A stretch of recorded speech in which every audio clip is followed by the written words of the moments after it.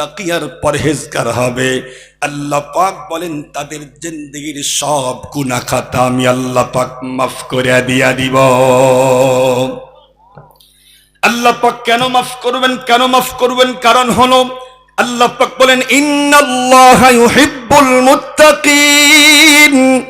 যেই সমস্ত মানুষ মুত্তাকি আর পরহেজগার, আল্লাহ পাক বলেন তাদের সাংঘাতিক সিরিয়াস আমি আল্লাহ পাক মহব্বত করি। আল্লাহ পাক তো সবগুলি বান্দাকে মহব্বত করে, কিন্তু স্পেশাল ভাবে যারা মুত্তাকি আর পরহেজগার আল্লাহ পাক তাদেরকে সাংঘাতিক সিরিয়াস মহব্বত করে। মুসলমান ভাইরা আমার, এই পৃথিবীর বুকে সবচাইতে বেশি মহব্বত করেন ওয়ালা দুইজন, একজন হলো বাবা আর একজন হলো মা। আল্লাহ পাক রব্বুল আলামিন আব্বা আম্মার অন্তরের ভিতরে মহব্বতের আগুন কিন্তু তৈরি করে দিয়েছে। এতটাই সন্তানকে মহব্বত করে, সন্তান যখন শাস্তিযোগ্য অপরাধ করেও ফেলে, এরপরও আব্বা আম্মার অন্তরের ভিতরে মহব্বতের আগুন থাকার কারণে আব্বা আম্মা কিন্তু কিচ্ছু বলে না, এমনিতেই সন্তানকে মাফ করে দেয় কি দেয় না? আমি আপনাদের জিজ্ঞেস করি, বলুন তো দেখি, আল্লাহ পাক রব্বুল আলামিন আব্বা আম্মার থেকে মহব্বত কম করে না বেশি করে? জোরে বলেন। আল্লাহ পাক রব্বুল আলামিন বলেন খলাকতু বিয়াদাই, আমি আমার প্রত্যেকটা বান্দা বান্দাকে নিজ হাত দিয়ে বানাইলাম। এতটাই সাংঘাতিক মহব্বত করি। আল্লাহ পাক বলেন মুত্তাকি আর পরহেজগার বান্দারা গুনাহ করতেই পারে, কারণ হলো মানুষ তো নফসের দোকায় পড়ে, শয়তানের দোকায় পড়ে গুনাহ করেই ফেলবে, কিন্তু মুত্তাকি আর পরহেজগার বান্দার এত বড় মর্যাদা, আল্লাহ পাক বলেন গুনাহ করতে দেরি হবে, আমি আল্লাহ পাক তাদের গুনাহ মাফ করতে দেরি করব না। সুবহানাল্লাহ বলেন, সুবহানাল্লাহ। মুসলমান ভাইরা আমার, এটি হলো এক নম্বর মর্যাদা। দুই নম্বর হলো ওয়ায়ুযিম লাহু আজরা। আল্লাহ পাক বলেন বান্দার আমলের রেট অনেক গুণ পর্যন্ত বাড়ায়া দেয়। তার মানে হলো কাজ করবে কম, বেতন হবে বেশি। আমাদের সমাজের ভিতরে, আমাদের দেশের ভিতরে এমন সিস্টেম আছে কি, কিছু কিছু মানুষ আছে তারা কিন্তু কলমের খোসায় লক্ষ টাকা ইনকাম করে।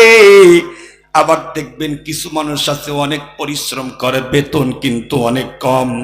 যেমন রাস্তাঘাটে দেখবেন সারাদিন পর্যন্ত ভ্যান চালায়, রিক্সা চালায়া মাত্র 500 থেকে 1000, এর চেয়ে বেশি কিন্তু পায় না। একজন মানুষ মাত্র কলমের খোসায় লক্ষ টাকা ইনকাম করে নিয়ে গেল, কেন? ওনার শিক্ষাগত যোগ্যতা অনেক বেশি, শিক্ষাগত যোগ্যতা অনেক বেশি, এজন্য সরকারের কাছে দাম অনেক বেশি। আজ রিক্সা চালায়, ভ্যান চালায়, ওনার কোনো দাম নাই। এজন্য যতই খাটাখাটনি করুক না কেন 500 থেকে 1000, এর চেয়ে বেশি কিন্তু পায় না। আল্লাহর পয়গম্বর বলে দিয়েছেন, যেই ব্যক্তি মুত্তাকি আর পরহেজগার আল্লাহওয়ালা হবে, তার মাত্র 2 রাকাত নামাজ। কয় রাকাত নামাজ? মাত্র 2 রাকাত নামাজ। আর অমুত্তাকির 1000 রাকাত নামাজ। 1000 রাকাত নামাজ পড়ে যেই নাকি ইনকাম করতে না পারে, মুত্তাকি আর পরহেজগার বান্দার দাম এত বেশি আল্লাহ পাকের কাছে, মাত্র 2 রাকাত নামাজ পড়েই তার চেয়ে ডবল নেকি ইনকাম করে নিয়ে যায়। মুসলমান ভাইরা আমার, 2 নম্বর মর্যাদা আল্লাহ পাক বললেন ওয়ায়ুযিম লাহু আজরা। বান্দার আমলের রেট অনেক গুণ পর্যন্ত বাড়ায়া দিয়া দেয়। আমল করবে কম, কিন্তু আল্লাহ পাক রেট অনেক গুণ পর্যন্ত বাড়ায়া দিবে। আল্লাহর পয়গম্বর বিশ্বনবী বললেন মুত্তাকি আর পরহেজগার বান্দার 2 রাকাত নামাজ, আর অমুত্তাকি বান্দার মন্দির আমার 1000 রাকাত নামাজ। 1000 রাকাত নামাজ পড়েও যেই নেকি ইনকাম করতে না পারে, মুত্তাকি আর পরহেজগার বান্দা মাত্র 2 রাকাত নামাজ পড়ে তার চেয়ে ডবল নেকি ইনকাম করে নিয়ে যায়। মুসলমান ভাইরা আমার, কথাগুলি খুব ভালো করে বুঝবেন। 3 নম্বর মর্যাদা আল্লাহ পাক বলেন ইয়া আইয়ুহাল্লাযীনা আমানু ইন তাত্তাকুল্লাহা ইয়াজআল লাকুম ফুরকানা। আল্লাহ পাক বলেন যদি তোমরা মুত্তাকি হতে পারো, যদি তোমরা পরহেজগার হতে পারো, যদি তোমরা আমি আল্লাহ পাককে ভয় করতে পারো, আল্লাহ পাক বলেন ইয়াজআল লাকুম ফুরকানা, অবশ্যই আমি আল্লাহ পাক তোমাদেরকে ফুরকান নামক মহাদৌলত দান করে দিয়া দিব। মুসলমান ভাইরা আমার, এখন বুঝার বিষয় হলো ফুরকান কাকে বলে। তাফসীর খুলে দেখেন, ফুরকান হলো এমন একটা আধ্যাত্মিক জ্ঞান, এমন একটা অন্তরচক্ষু আল্লাহ পাক দান করবেন, যে অন্তরচক্ষুর মাধ্যমেই বান্দা মুহূর্তের ভিতরে হক বাতিল খাত নিকাত ভালো মন্দ ভেজাল নির্ভেজাল মুহূর্তের মধ্যেই বান্দা কিন্তু আজ করতে পারবে। সুবহানাল্লাহ। এমন একটা অন্তরচক্ষু আল্লাহ পাক দান করবেন, এমন একটা আল্লাহ পাক অন্তর দান করবেন, যে অন্তর দ্বারা বান্দা মুহূর্তের মধ্যেই সবকিছু আর কাজ করতে পারবে। এ মুসলমান, মাত্র দুই একটা মিসাল দিলেই খুব ভালো বুঝবেন। আল্লাহর পয়গম্বরের বিশিষ্ট একজন সাহাবী ছিলেন সিদ্দিক আকবর রাদিয়াল্লাহু তাআলা আনহু। সিদ্দিক আকবর রাদিয়াল্লাহু তাআলা আনহু ইন্তেকালের পূর্বে তার কলিজার টুকরা সন্তান আম্মা জান হযরত আয়েশা সিদ্দিকা রাদিয়াল্লাহু তাআলা আনহাকে কাছে ডাকলেন এবং বলা শুরু করলেন, আম্মু শোনো, আমার ইন্তেকালের পরে তোমরা যে দুইজন বোন আছো, তোমরা দুইজন বোন, তোমরা দুইজন ভাই, এই চারজন মিলে আমার সমুদায় সম্পত্তি তোমরা ইনসাফ ভিত্তিক বন্টন করে আনিবা। সিদ্দিক আকবর বললেন, আমার ইন্তেকালের পরে তোমরা চারজন ভাই বোন মিলে আমার সম্পত্তি ইনসাফ ভিত্তিক বন্টন করে আনিবা। সঙ্গে সঙ্গে আম্মা জান হযরত আয়েশা সিদ্দিকা বললেন, আব্বু শোনেন, আপনি যে বললেন তোমরা দুইজন ভাই, তোমরা দুইজন বোন, ভাই তো দুইজন ঠিক আছে, কিন্তু আমার তো আর অন্য আর একটা বোন নাই, আপনার তো কন্যা সন্তান শুধুমাত্র কেবলমাত্র আমি একাই, আপনার তো আর কোনো কন্যা সন্তান নাই, তাহলে আপনি আমার আর একজন বোন পেলেন কোথায়? আমরা তো মাত্র, আমি তো একটাই আপনার মেয়ে, কন্যা সন্তান তো আমি একাই, তাহলে আপনি বোন পেলেন কোথায়? সিদ্দিক আকবর বললেন, শোনো আম্মু শোনো, আমার অন্তর দৃষ্টি বলে, আমার অন্তর বলে তোমার আম্মা জান তো সন্তান সম্ভব না, তোমার আম্মার গর্ভে সন্তান আছে, কিন্তু আমার অন্তর বলে যেই সন্তানটা তোমার আম্মার গর্ভে আছে এটা কন্যা সন্তান হবে। সুবহানাল্লাহ বলে। যখন তোমার আম্মা সন্তান প্রসব করবে, তাকায় দেখবা আল্লাহ পাক তোমার আম্মার গর্ভে কন্যা সন্তান দিয়েছে। যখনই তোমার আম্মার গর্ভে কন্যা সন্তান হবে, তখন তো তোমরা দুইজন বোন হইবা। এজন্য আমি অগ্রিম বলে দিলাম তোমরা দুইজন বোন। সুবহানাল্লাহ বলেন, সুবহানাল্লাহ। মুসলমান ভাইরা আমার কথাগুলি খুব ভালো করে বুঝবেন। সিদ্দিক আকবর রাদিয়াল্লাহু তাআলা আনহু এই মেসেজ দেওয়ার পরে মাত্রই কয়েকদিনের ভিতরে ইন্তেকাল করলেন। এর মুসলমান মাত্র 2-3 মাসের ব্যবধানে সিদ্দিক আকবর রাদিয়াল্লাহু তাআলা আনহুর স্ত্রী সন্তান প্রসব করলো। আম্মা জান হযরত আয়েশা সিদ্দিকা তাকায়া দেখে আব্বু যা বলেছিলেন আল্লাহ পাক আব্বুর কথা 100% সত্য করে দিয়েছে। তাকায়া দেখে আম্মার গর্ভে ফুটফুটে কন্যা সন্তান আল্লাহ পাক দান করে দিয়েছেন। মুসলমান ভাইরা আমার, আমি আপনাদের জিজ্ঞেস করি, বলেন তো দেখি সিদ্দিক আকবর কেমনে বুঝলো, কেমনে বুঝলো? সিদ্দিক আকবর বললেন তোমার আম্মার গর্ভে কন্যা সন্তান হবে, উনি যা বলেছিলেন 100% সত্য হয়ে গেল। ও মুসলমান, এখন তো কম্পিউটারের যুগ, কম্পিউটার দিয়ে মাঝে মধ্যেই দেখে, এরপরেও কিন্তু মাঝে মধ্যে মিসগাইড হয় কি হয় না? দেখবেন সন্তান যখন পেটের মধ্যে আসে, সকালেও যায় বিকালেও যায়। যখন সন্তান একটু বড় হয়, হাত কোন দিকে আছে, পা কোন দিকে আছে, পানি শুকায় গেল কিনা, বিশেষ করে ছেলে হবে নাকি মেয়ে হবে, যদি ডাক্তার রিপোর্ট পেশ করে, কম্পিউটার বলছে আপনার এবার ছেলে সন্তান হবে, এতটাই মহা খুশি হয়, সেখান থেকে আসার সময় কিন্তু মিষ্টি কিনে নিয়ে আসে, এসে এলাকার মধ্যে বিতরণ করে শেষ। শুধু মিষ্টি খান, কিসের মিষ্টি? আরে বোঝেন না, আহলিয়ার তো ছেলে সন্তান হবে, হইছে নি না? এখনো হয়নি। কে বললো? আরে কম্পিউটার বলছি। খুশির চোটে এলাকার মধ্যে মিষ্টি দিয়া শ্বাস করা দিল, কিন্তু যখনই 2 মাস পরে বাচ্চা হয়, তাকায় দেখে ইয়া আল্লাহ, মুখ টাকালা, মেয়ে সন্তান হয়েছে। এমনটি হয় কি হয় না? তার মানে কম্পিউটার যে রিপোর্ট দিল মাঝে মধ্যে মিস হয়। আমার চোখে দেখা কথা, আমি দেখেছি কম্পিউটার যখন বলেছে আপনার কন্যা হবে, মনটা তো খুবই খারাপ। আগেও কন্যা হয়েছে, আবার হলো, মুশকিল না? এখন তো স্লোগান হলো একটা হলেই ভালো হয়, 2টার বেশি আর না। তো প্রথম যখন সন্তান হয়েছে, ছেলে সন্তান, আর একটা নিয়তি করছে, যদি আল্লাহ মেয়ে দেয় জীবনে সন্তানই নিব না। সেখানে কম্পিউটার রিপোর্ট পেশ করলো, আবার আপনার আগেও মেয়ে হয়েছে, এখনো মেয়ে হবে। এজন্য মনটা খুবই খারাপ, মনটা খুবই খারাপ। কিন্তু যখন 2 মাস পরে বাচ্চা হয়, তাকায় দেখে আল্লাহ পাক মুখ তুইলা তাকাইছে, ছেলে সন্তান দিছে। সুবহানাল্লাহ, কন্যা একটু জোরে। তার মানে কম্পিউটার যে রিপোর্ট পেশ করে, মাঝে মধ্যেই কিন্তু আমরা তাকায় দেখি কম্পিউটার পর্যন্ত মিসগাইড করে। কিন্তু সিদ্দিক আকবর রাদিয়াল্লাহু তাআলা আনহু বললেন, আমি দেখতেছি, আমার অন্তর্দৃষ্টি বলে তোমার আম্মার গর্ভে কন্যা সন্তান হবে। সিদ্দিক আকবর যা বলেছিল, আল্লাহ পাক রব্বুল আলামিন তার কথা 100% সত্য করে দিয়েছে। সুবহানাল্লাহ, সুবহানাল্লাহ, সুবহানাল্লাহ বলেন। মুসলমান ভাইরা আমার, তখন তো কম্পিউটার ছিল না। সিদ্দিক আকবর কেমনে বুঝলো? আল্লাহ পাক তো বলেই দিয়েছেন, ইয়াজআল লাকুম ফুরকানা, যদি তোমরা মুত্তাকি হও, যদি তোমরা আমি আল্লাহ পাককে ভয় করতে পারো, তাহলে অবশ্যই আমি আল্লাহ পাক তোমাদেরকে ফুরকান দেব, অন্তর্চক্ষু দান করব।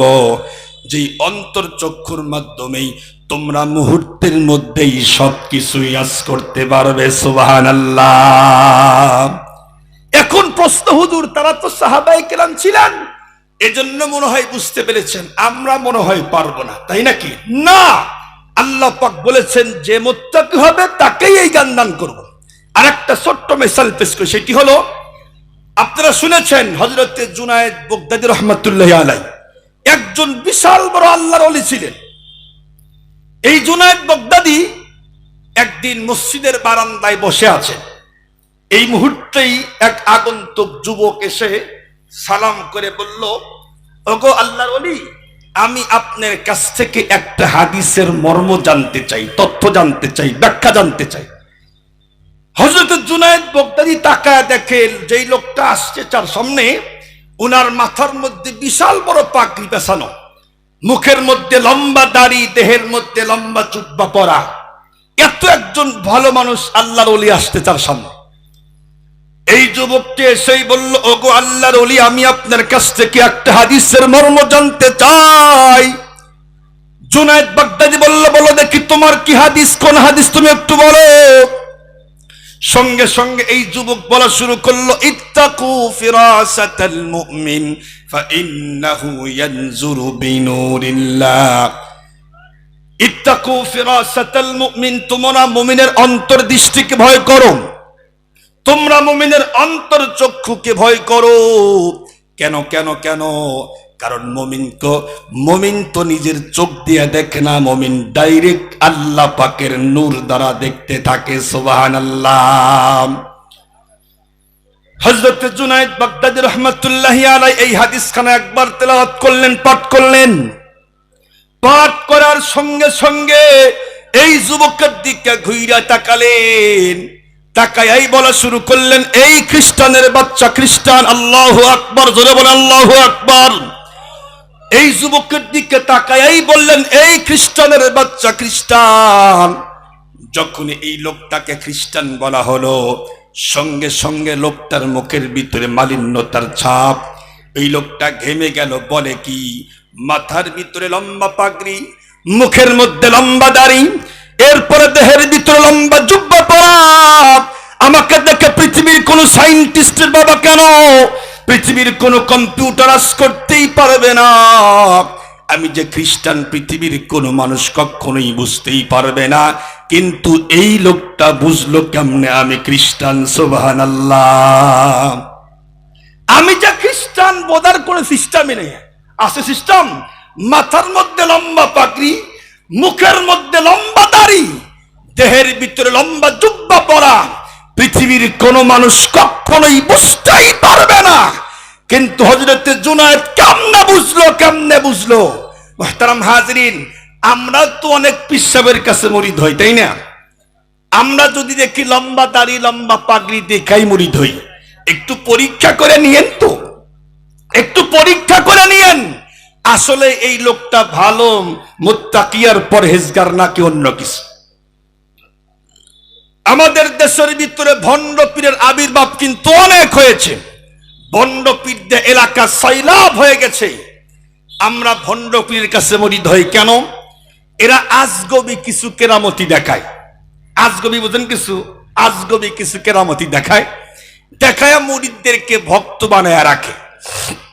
যেমন একটা মিসাল দেই, এক পিসাব একদিন খানকার ভিতরে চোখ বন্ধ করে একটু পরে ধমক দেখায়, হ কি কয়, ধমক দিয়াই কয় হ। পাশেই ছিল মুরিদ, কয় পিসাব হুজুর হ কইলেন কে বুঝলাম না, এখান তো কেউ নাই, ধমক দিলেন কারে? উনি বলে শোনো, আমি যখন চক্ষুদয় বন্ধ করেছি তাকায় দেখি কাবাগরের আশেপাশে কেউ নাই, এই ফাঁকে কুত্তা ঢোকে। নাউজুবিল্লাহ কন। এখান থেকে ধমক দিয়া কাবাগরের কুত্তা খাদায়া দিলাম। মুরিদ চিন্তা করে, আল্লাহ এত বড় পিসাব, আমি জানলে তো 2 বছর আগেই মুরিদ হইতাম। কোথায় কাবা আর কোথায় বাবা? পিসাব এখান থেকেই ধমক দিয়া কুত্তা খাদায়া দিল। এই কারগুজারি পীর সাহেব মুরিদ গিয়া বউকে বলছে, বউ শুনছনি, আমার পিসাব তো অনেক বড় পিসাব, খানকাই বসে কাবাগরের কুত্তা খাদায়। মুরিদের বউ আবার চালু, বলছে সমস্যা নেই, দাওয়াত দাও, আমি একটু পরীক্ষা করব, যদি পিসাব পাস করে আমিও মুরিদ, কোনো সমস্যা নাই। পিসাবকে যখনই দাওয়াত দেওয়া হলো, পিসাব হুজুর আমার স্ত্রী কিন্তু মুরিদ হবে। পিসাব তো মহা খুশি, যাক মুরিদকে তো পাইছি, মুরিদের বউকে এবার পাবো। পিসাব অনেক সুন্দর করে সাজুগুজু করে চলে গেছে। তো পিসাবের সামনে খাবার দিছে, চালাকি করে প্লেটের নিচে তরকারি দিছে, উপরে ভাত দিছে, রেখে দিছে। এখন অনেকক্ষণ পর্যন্ত বসে থাকে কিন্তু তরকারি আসে না। পিসাব ডাক ডাক, এই মুরিদ খাবার তো দিলা, তরকারি কই? ভিতর থেকে মহিলার কণ্ঠে আওয়াজ, পিসাব হুজুর আপনি খানকাই বসে কাবাগরের কুত্তা খাদাইতে পারেন, এখান থেকে 1,00,000 মাইল দূর পর্যন্ত দেখতে পারেন, কিন্তু সামনে ভাতের নিচেই তরকারি আপনি দেখতে পারেন না। আপনার মতো ভণ্ড পীরকে জুতা পেটা করা দরকার। এই জাতীয় ভণ্ড পীর আছে না নাই? এরা এলাকার মধ্যে ঢুকলেই মানুষদেরকে মুরিদ করে ঈমান নষ্ট করে, এরা জাহান্নামের আসামি বানায়া দিয়া দেয়। এজন্য প্রত্যেকটা মুসলমানদের ঈমানি দায়িত্ব, যেই এলাকার মধ্যে যখন যেভাবে এই সমস্ত বাতিল পিসাবের আগমন ঘটবে, এক হাতে ঝাড়ু আর এক হাতে জুতা দিয়া এদেরকে পিটাইতে এলাকা ছাড়তে বাধ্য করে দিয়া দিবেন। আর তা না হলে কিন্তু মুরিদ বানাইব, ঈমান নষ্ট করব। তো মুরিদ হবেন হন, কিন্তু সমস্যা নাই, একটু পরীক্ষা করে নিয়েন। এই যুবক মুসলমান খ্রিস্টান হওয়ার পরেও পরীক্ষা করার জন্য আসছে। এলাকার ভিতরে জুনায়েদ বাগদাদির অনেক নাম, অনেক মর্যাদা এলাকার ভিতরে। এই লোকটা চিন্তা করলো আসলেই এই লোকটা মুত্তাকি আর পরহেজগার নাকি। কারণ আমি তো কোরআনের ভিতরে পড়েছি, যারা মুত্তাকি আর পরহেজগার আল্লাহওয়ালা হয়, যারা মুত্তাকি আর পরহেজগার আল্লাহওয়ালা হয়, তাদের অন্তর চক্ষু তো অবশ্যই খোলা থাকে। আমাকে দেখে পৃথিবীর কোনো মানুষ বুঝবে না আমি খ্রিস্টান, এজন্যই পরীক্ষা করার জন্য আসছে। এসেই বলল, ও গো আল্লাহর ওলি জুনায়েদ বাগদাদি, এই হাদিসের মর্মটা একটু আমারে জানায়া দেন। জুনায়েদ বাগদাদি রহমাতুল্লাহি আলাইহি হাদিস খান একবার তেলাওয়াত করে এই লোকটার দিকে তাকায়াই বলল, এই খ্রিস্টানের বাচ্চা খ্রিস্টান, এই হাদিসের মর্ম হলো আল্লাহ পাক রব্বুল আলামিন এই মুহূর্তে তোমাকে কালেমা পড়ে মুসলমান হতে আদেশ করেছেন। সুবহানাল্লাহ।